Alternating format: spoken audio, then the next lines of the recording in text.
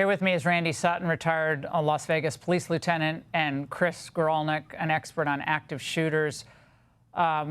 Chris, let's start with you. Again, the video that we're seeing is a shadowy figure, again, on a roof line. Butler, shooter on a roof, sniper position. What do you think, given the shot taken, they say, from at least 200 yards, and it was obviously a kill shot? Well, it shows some technical prowess, and thank you for having me. And I just want to extend my prayers and thoughts to Charlie's family. I met him once, a very influential, impactful person. We've been in the business of prevention for the last 10 years, and how do we stop these types of things? And unfortunately, this is going to be categorized as a domestic terrorism incident. Even my friends and hosts on your different shows have even expressed their concern about going out and doing public events. And that's the types of things that these would want. And I would think that Charlie's wish would be to go out in mass and even do more and defy the odds and be defiant, just like President Trump did after Butler. You know, we have ways to prevent these. There's closed circuit TVs. There's analytics that can be put in those CCTVs to detect weapons and notified before an event happens. And we know prevention is the key, not response. Well, we need a responsive measure. We need to start focusing on prevention. This isn't a sales pitch. This is a way to save lives and stop these things from happening. Yeah, Randy, I think that is the point, right? This type of political terrorism, which the governor said this is political assassination, targeted assassination for political beliefs. The goal is to intimidate those with whom you disagree going out in public, forcing you to go indoors and forcing you to live in fear. That's what terrorism is. You're 100% right. And Charlie Kirk was a warrior of intellect.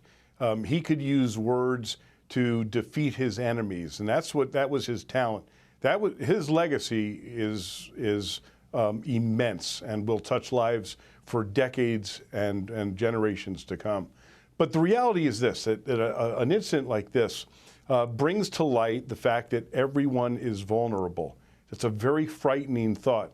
It doesn't matter if you're the President of the United States. It doesn't matter if you are an individual that is literally touching the lives of tens of thousands of people in a public setting like that. The vulnerability is always there. And the reality is this, that this moment in time will affect many, many people for many, many years to come. Yeah, Chris, I remember I was talking with Charlie after Butler, and we were both just traumatized about what might have happened, what could have happened. And routinely we would say how dangerous it is out there and how you got to be careful. But again, he did not want to be driven indoors or behind glass or not be able to engage with students. He was close to the people he was debating. And obviously, this wasn't someone he was debating. This was someone from a distance. But he was close to people, and he thought that was very important. And that's what made him, of course, his intellect and his drive, but the closeness with people and the willingness to engage with people with whom he disagreed, and usually with really good cheer and facts, that was so threatening to the left. And that infuriated the left. And he was a Bible-believing Christian. He was a patriot. He loved the flag, his family. He thought young people should go out there, get married, and have kids. They hated when he said that. So they hated what he stood for, and that made him a vulnerable target. Just shows you evil exists, Laura, and we can't fight our way out of it. We can't arrest our way out of it. We can't respond our way out of it. And we're going to need to take preventative and protective measures on the front side of this without giving away civil liberties. And I believe Charlie and I were from the same school. The more open and transparent the environment, the safer it really should be. And we have the mechanisms to make it that way. It's a tragic loss. I mean, the nation lost a warrior today, but probably, we probably gained a nation of followers behind him. And my thoughts and prayers are with him, his family.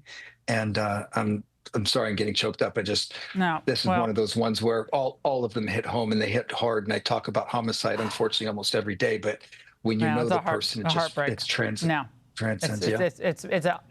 It's both devastating, heart-wrenching, and infuriating all at the same time. And also, it should 100%. invigorate a lot of people out there to get more involved and do not cower. Do not cower. You can't cower tonight or any night.